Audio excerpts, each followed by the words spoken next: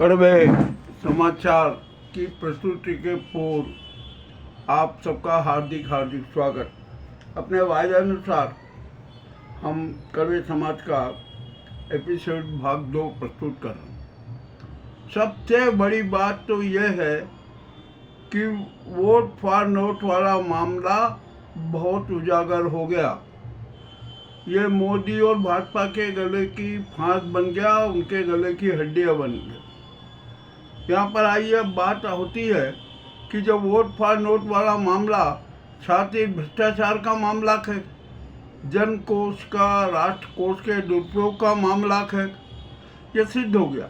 चुनाव आयोग के पास में भी शिकायत पहुंच गई। अब तक सुप्रीम कोर्ट भी सक्रिय हो गया। सुप्रीम कोर्ट स्वतः संज्ञान ले रहा है कि चुनाव के पूर्व इस समय के अनुसार ऐसे घिनौनी हरकत क्यों की। अब यहाँ चुनाव आयोग के जो है ना ज्ञानेश कुमार गुप्ता, वो भी संकट में कि क्या करे क्या नहीं करे, कैसा निर्णय दें।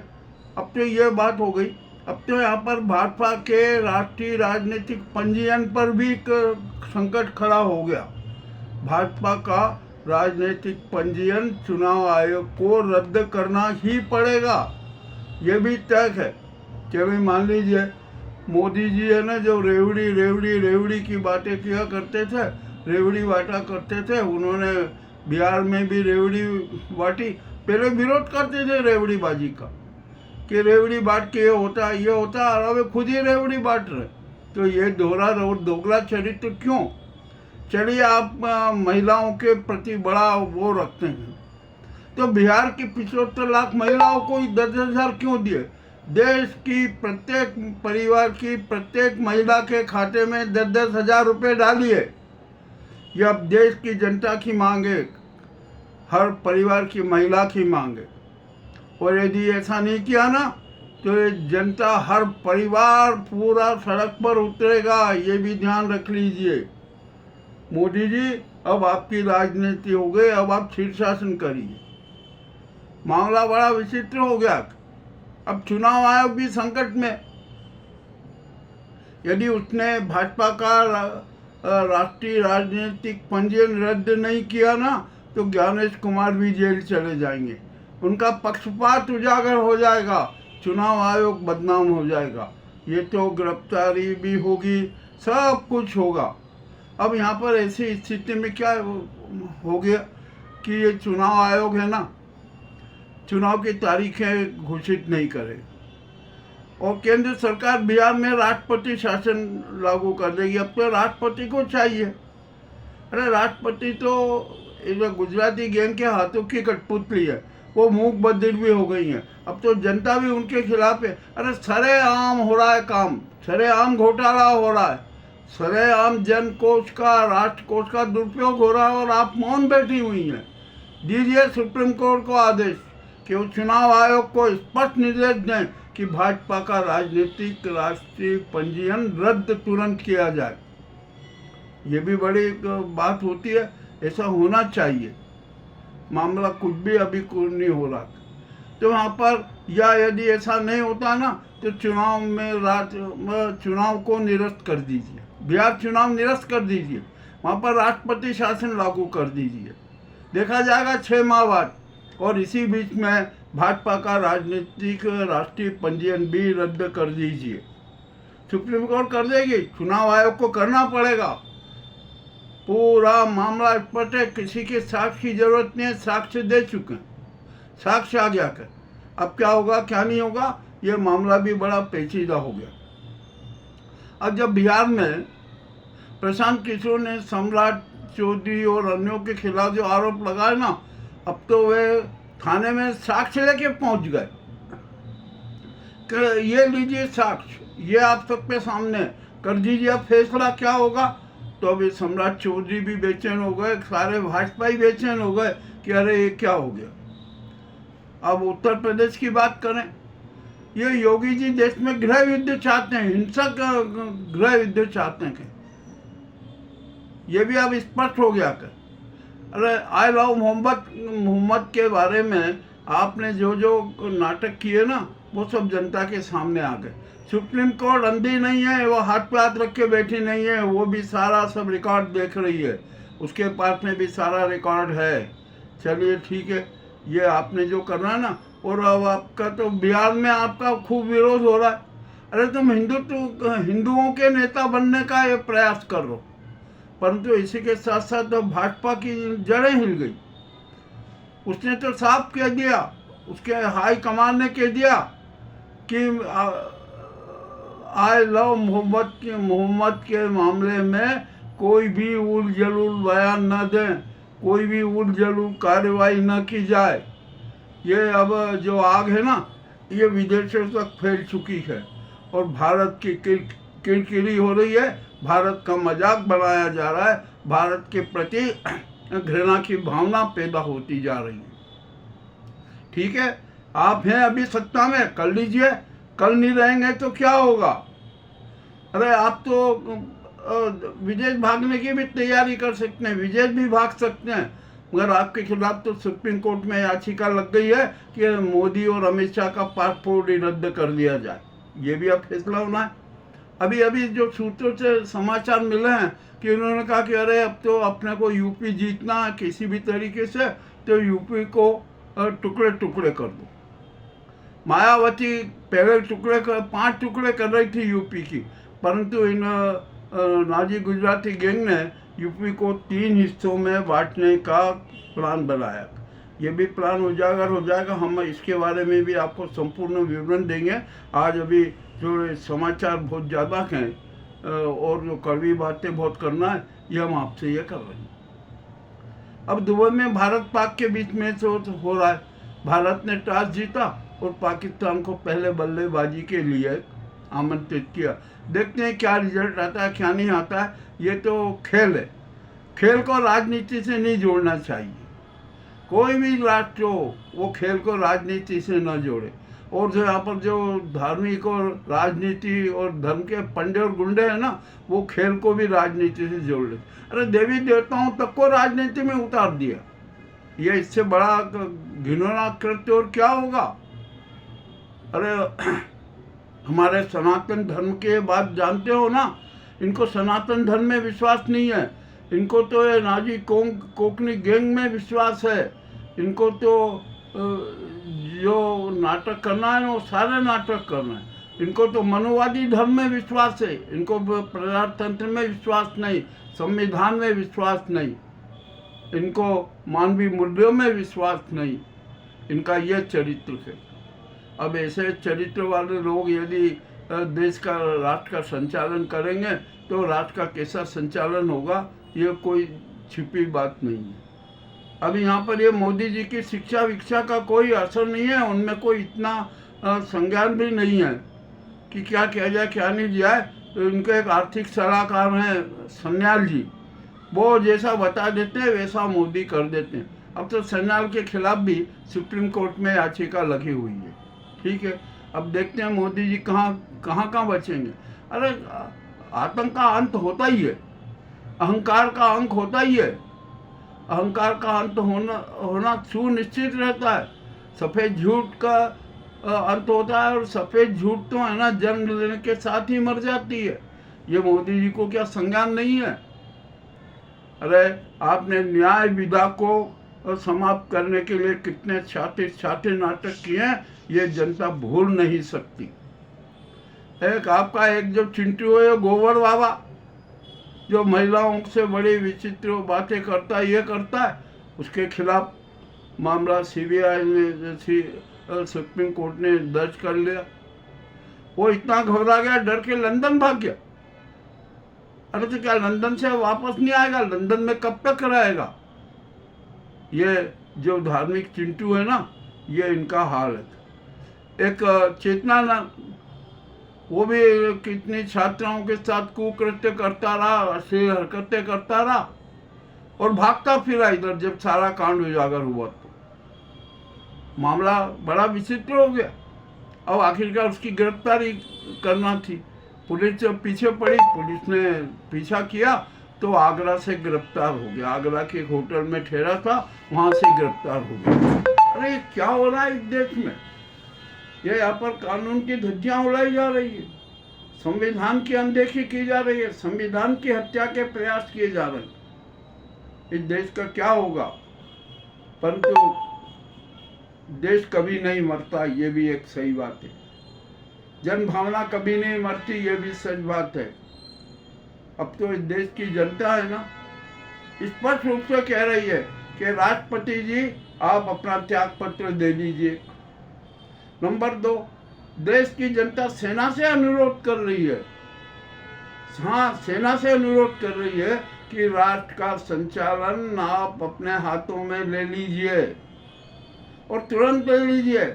और ये राजनीति और धर्म के पंडे और गुंडे हैं ना, जो देश को बेच रहे हैं, देश के साथ गद्दारी कर रहे हैं, ये इन शातिर दरिंदों को, शातिर शिकारियों को तत्काल गिरफ्तार कर तिहाड़ में डाल दीजिए, हमेशा के लिए डाल दीजिए। कोई जरूरत नहीं है कि जो देश के गद्दार लोग, जैसन लोग, राष्ट्रद्रोही, समाजद्रोही लोग भारत के किसी भी पद पर आसीन रहे। ये मामला बिल्कुल कड़वा हो चुका था। और हमारे सीडीएस चौहान जी हैं, वे केयर टेकर पीएम के रूप में तुरंत सत्ता संभाले और राष्ट्र का संचालन करें, राष्ट्र में सुप्रबंधन हो, सुव्यवस्था हो। और इसी के साथ साथ जो राष्ट्रपति जी की सहमति से जो भाजपा के चिंटू जो राज्यपाल बने हुए हैं ना, सबको तत्काल पद से हटा दीजिए, बिल्कुल हटा दीजिए, कोई दिक्कत नहीं है।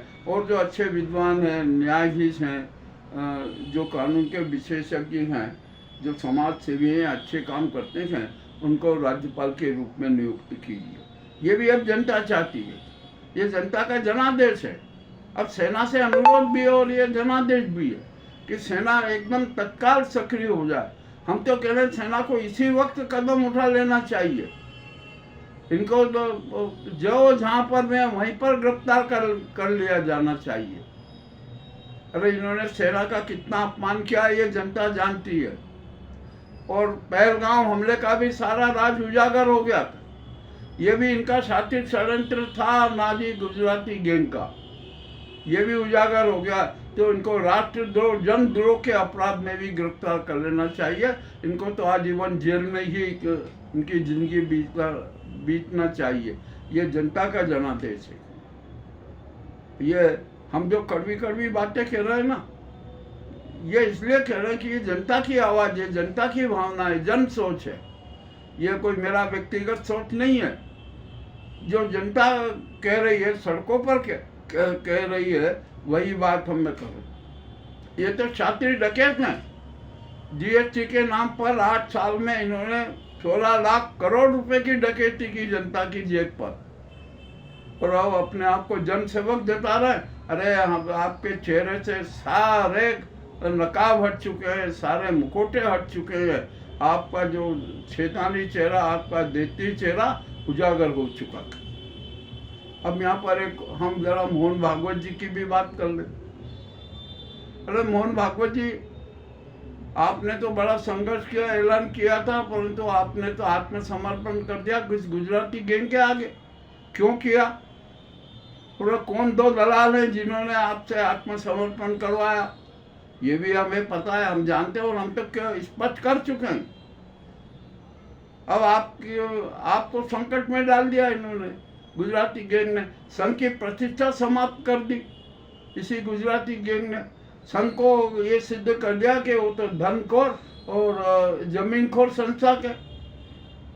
अब आप इसका स्पष्टीकरण क्या देंगे, कैसे देंगे? और है आपके पास में इतनी संपत्ति, कोई बड़ी बात नहीं है कि संपत्ति कैसे हुई, कितनी सरकारों ने आपको जमीनें दी है, धन दिया के, और कितनी जमीनें हड़पी है, ये भी हमें पता है। हमारे ये उज्जैन में विक्रम कीर्ति मंदिर बनना था महाकाल परिसर के बाहर, उस जमीन पे को आप संघ ने हड़प ली। आज वहाँ भारत माता मंदिर बना है, खैर ठीक है, आपने विक्रम कीर्ति मंदिर के बजाय भारत माता मंदिर तो बना दिया, और उसमें भी महाकाल का सहयोग लिया, आर्थिक सहयोग लिया। अब एक छिपा नहीं है, तो अब जो भारत माता मंदिर है ना, ये संघ का मंदिर नहीं रहेगा, ये उज्जैन की जनता का मंदिर होगा, ये महाकाल की धरोहर होगी। ये भी अब जनता खुलेआम से कह रही है। अब आपको स्पष्टीकरण देना होगा कि किस प्रकार ये भारत माता मंदिर की जमीन नरपी गई, इसका सारा राज मुझे पता था। किस तरीके से यहाँ पर जो प्रशासन को बाध्य किया गया कि आप किसी प्रकार की आपत्ति न लें, ये नहीं लें। अब स्वर्गीय पटवा जी ने जो राजनीति की थी ना, उसी के परिणाम स्वरूप ये सारा हुआ। चलिए, अब जो भी बात हो गई, अब ये तो हो गई, भारत माता मंदिर बन गया, हम उसको तोड़ना नहीं चाहते, हम तो उसका मालिकाना हक परिवर्तन करवाना चाहेंगे कि अब वो है ना, महाकाल मंदिर की संपत्ति घोषित कर दी जाए।